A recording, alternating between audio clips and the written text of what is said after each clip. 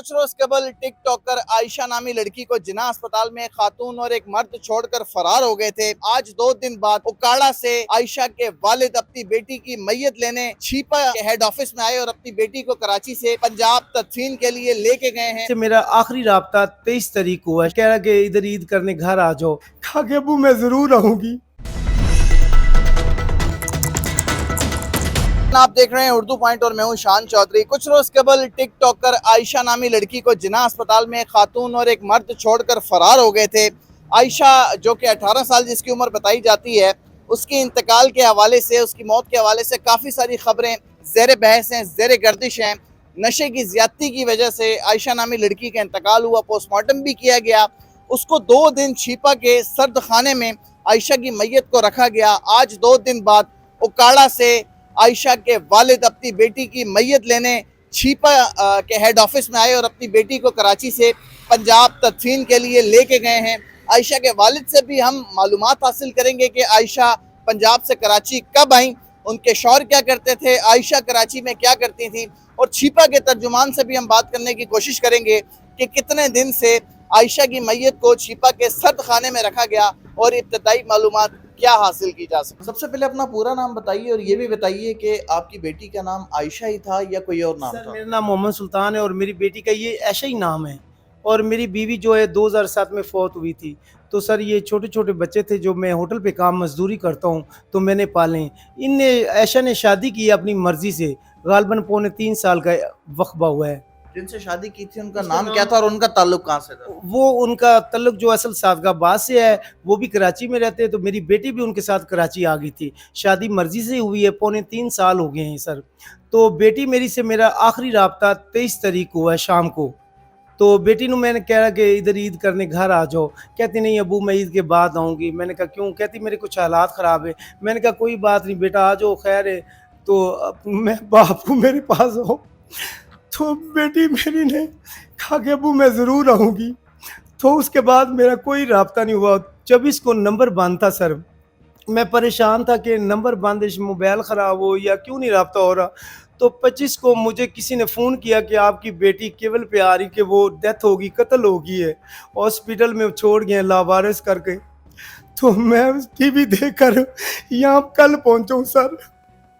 तो मैं पुलिस के पास आया हूँ। उनने मेरी एफआईआर की। मुझे कहते कि आपको इंसाफ दूंगा, ये कुछ मुजरिम। पुलिस ने इब्तदाई तौर पर आपको क्या बताया कि आपकी बेटी की मौत की वजह क्या है? मतलब कोई कह रहा है कि नशे की ज्यादती की वजह से हुई है, कोई कह रहा है कि कोई पार्टी में गई हुई थी। आपको अभी तक पुलिस ने क्या मालूमात दी? सर मेरी बेटी नशा पहले नहीं करती थी। अगर अभी अगर नशा करती हो तो मुझे कोई मालूम नहीं है। वो इनके शौहर को मालूम होगा कि ये नशा करती है या नहीं। अच्छा, खबरें ये भी हैं कि जिससे आयशा की शादी हुई थी उनके शौहर से, उनका नाम क्या है?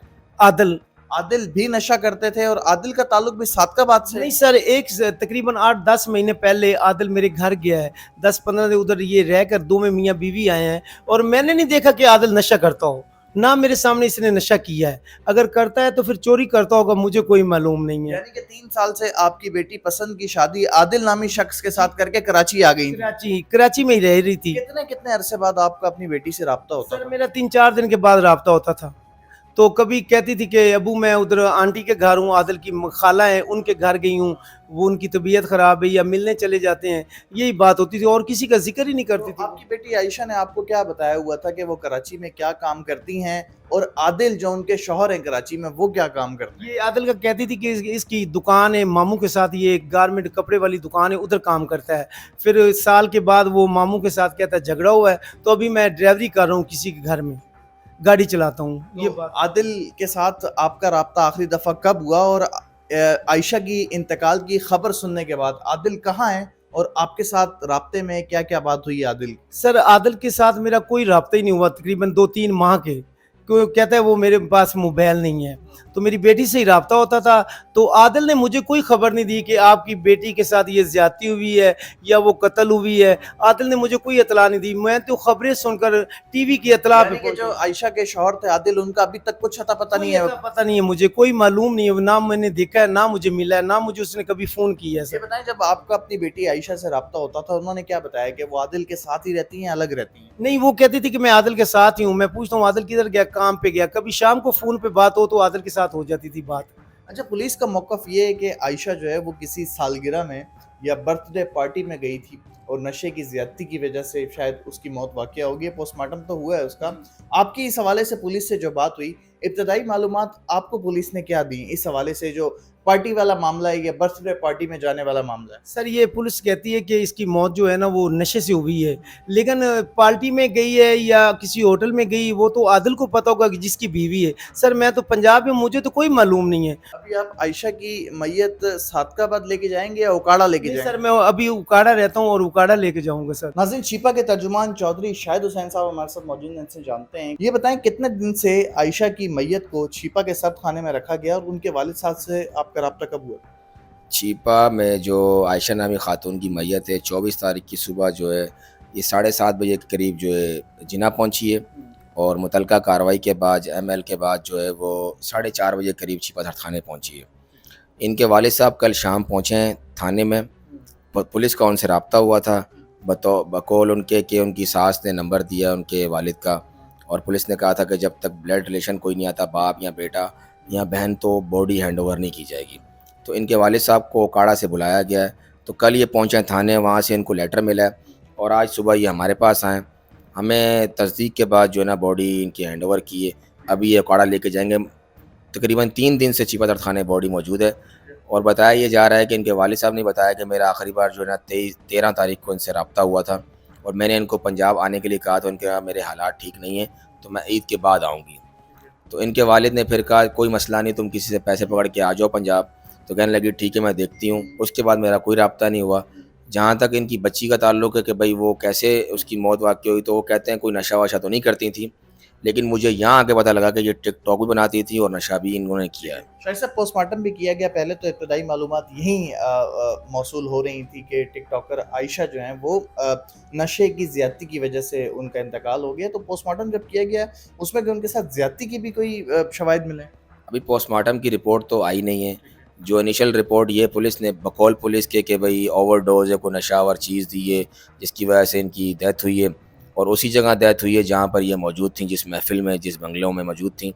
वहाँ से ये प्राइवेट कार के ज़रिए जिना पहुँची और वहाँ डॉक्टरों ने तस्दीक की इनकी मौत का। उसके बाद ये सारी कार्रवाई शुरू। अच्छा, ये भी इतलात आ रही है कि आयशा जो है मुख्तलिफ पार्टीज़ में आयशा को भिजवाया जाता था और जो आयशा को पिक एंड ड्रॉप देता था, पुलिस ने उस मुलजिम को गिरफ्तार कर लिया है। जिमी नाम का जो बंदा है, 6 से 7 लोग हैं जो एक प्राइवेट बंगले के अंदर जो है वो पार्टियां अरेंज करते थे, फिर मुख्तलिफ लड़कियों को मुख्तलिफ पार्टियों में भिजवाते थे। तो पुलिस का भी यही मेरा ख्याल है मौक़िफ़ है कि 7 से 8 लोग जो हैं वो इसमें मुलविस हैं। एक को गिरफ्तार कर लिया है, बाकी मेरा ख्याल है बैरून मुल्क फ़रार हो चुके हैं। जी जी, पुलिस का जो आज प्रेस कॉन्फ्रेंस हुई है उसमें ये बताया कि जिमी और जेरी जो है, जो जिना में जो पिंकी नामी खातून के साथ लेकर आया था इस बच्ची को, उसको तो गिरफ़्तार कर लिया है, लेकिन जो बाकी इनके जो किरदार हैं वो गायब हैं पिक्चर से। ये पिंकी नामी जो खातून है, इसका क्या किरदार था? इनका भी यही बता रहे हैं कि इनका लिंक है, ये जो ले जाते हैं और लाते हैं पिक एंड ड्रॉप मुख्तलिफ पार्टियों में जो लड़कियों को भिजवाते हैं। बकौल पुलिस के कि उनका यही कहना है कि ये लोग जो है सहूलत देते थे। पुलिस ने इब्तदाई मालूमात ये दी है कि आयशा भी किसी बर्थडे पार्टी में गई हुई थी उस रात। नहीं, ये इनकी सास ने बताया, जो सास छिपा सर्द खाने आई थी उस दिन शनाख्त करने के लिए। उन्होंने बताया कि आखिरी बार जो 2 दिन पहले सुबह मेरी बात हुई थी कि मैंने शाम को अपनी दोस्त की बर्थडे पार्टी पर जाना है, उसके बाद उनका कोई रब्ता नहीं हुआ। सुल्तान साहब, बहुत सारे लोग ये भी कह रहे हैं कि जो मीनार पाकिस्तान पर वाक़या हुआ था आयशा नामी लड़की के साथ, कि आपकी बेटी वही आयशा है, ये भी जरा तस्दीक करते हैं। नहीं सर, वो नहीं है। क्योंकि सोशल मीडिया पे ये खबरें भी ज़ेर बहस हैं कि सर, वही आयशा है। नहीं सर, वो नहीं है। ठीक है, आपकी बेटी टिकटॉक वगैरह यूज करती थी? हाँ, ये जरूर टिकटॉक बनाती थी सर, टिकटॉकर थी जी। वो भी इधर कराची में आकर, पहले नहीं सर, उसके पास मोबाइल नहीं था पहले। ठीक है, आपकी बेटी ने तालीम कितनी हासिल की थी और शादी से पहले गाँव में क्या करती थी? सर गांव में किसी के घर काम करती थी, कोई तालीम नहीं थी कि मैं मजदूर था और बच्चे मेरे ज़्यादा थे, मेरे पास कोई प्रॉपर्टी नहीं थी, सजी मेहनत करके मैंने बच्चे पाले। स्कूल की कोई तालीम किसी बच्चे को मैं नहीं दे सका सर। अच्छा, लोग कह रहे हैं कि आपकी बेटी की उम्र आयशा की 18 साल थी, बाकी बात दुरुस्त है? 18 साल? हाँ बिल्कुल, 17 तो 18 साल तक गई। इंशाल्लाह अल्लाह पाक आपको ज़रूर इंसाफ देगा। अल्लाह पाक आपका सफ़र आसान करे। आप कराची से पंजाब जा रहे हैं और अल्लाह पाक आपकी बेटी की मग़फ़िरत में पहुंच चुके हैं।